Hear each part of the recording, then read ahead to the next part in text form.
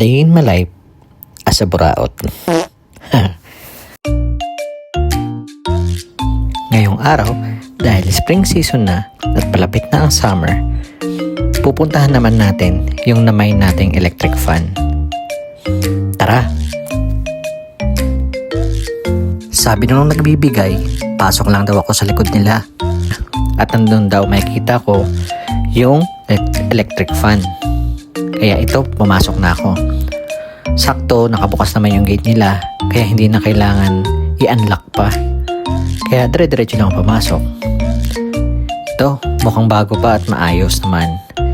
Pero mas maliit lang siya ng konti kumpara sa mga electric fan natin, lalo dyan sa Pinas.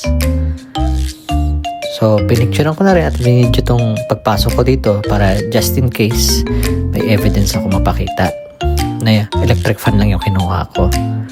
Grabe na rin kasi ang init dito ngayon sa Canada. Minsan lumalamig ang hangin pero madalas mainit na. Yung sikat nga ng araw medyo matalim na, masakit na sa balat. Ito, testing natin kung nagana ba. Ayan, mukhang ayos naman. Malakas din siya. Mukhang lalong papasarap ang tulog natin ito. Maliban dyan, magdodonate ka rin para tayo ngayong araw. Tayo naman ang magbibigay. Yung nasabi ko nung nakaraan, di ba? Yung bike natin, ibibigay naman natin yun kasi sobrang tayo sa bike. Kaya yan, nagsilat na ako ng free. At dali-dali na ako lumabas sa bahay para bumaba at kunin yung bike. At ito na yung bike. Medyo malikabok lang, kaya tara, punasan muna natin. So itong bibigay ko, medyo luma naman na to, pero ayos pa naman. Hindi ko lang nabombahan yung gulong, pero working siya. Yan, dinigay ko na yung free para ilabas na natin. Tara! Konting montage muna tayo.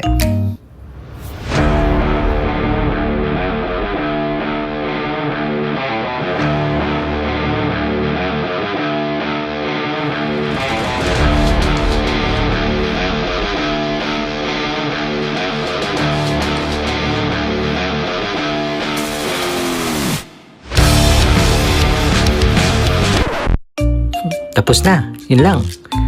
Tara, labas na natin. At mabawas na rin yung tambak dito sa garahe.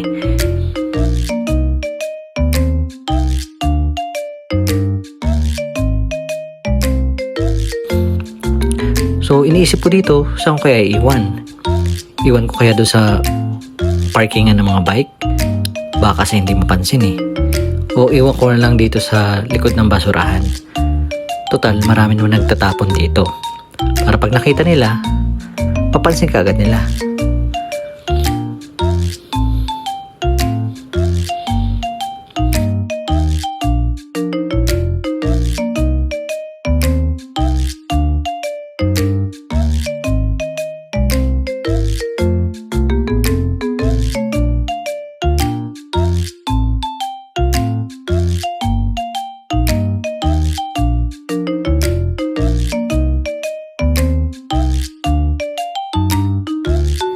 Isunod naman natin itong nakuha ko dating speaker, yung nabanggit ko nung unang vlog.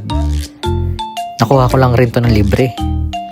Hindi naman natin magamit dahil walang Bluetooth.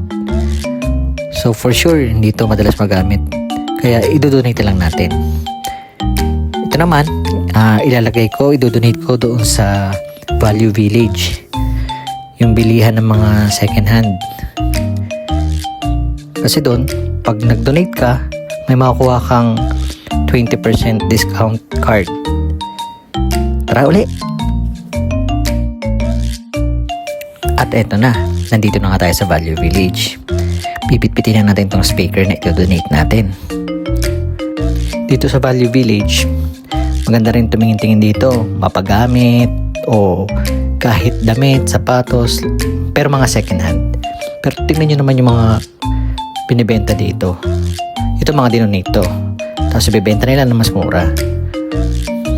Maayos naman yan. Oh, paano? Ngayon, hanggang dito na lang muna. Kita ulit sa susunod na vlog. Salamat!